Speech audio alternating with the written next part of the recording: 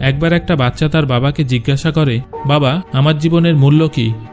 তখন তার বাবা বলে, যদি সত্যিই তুমি নিজের জীবনের মূল্য বুঝতে চাও তাহলে আমি তোমাকে একটা পাথর দিচ্ছি, তুমি এই পাথরটা নিয়ে মার্কেটে চলে যাও।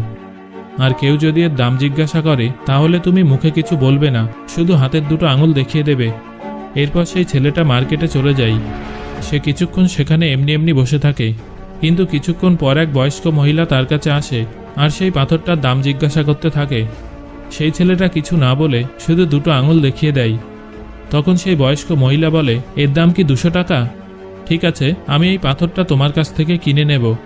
একটা পাথরের দাম 200 টাকা শুনে ছেলেটা একেবারে অবাক হয়ে যায়।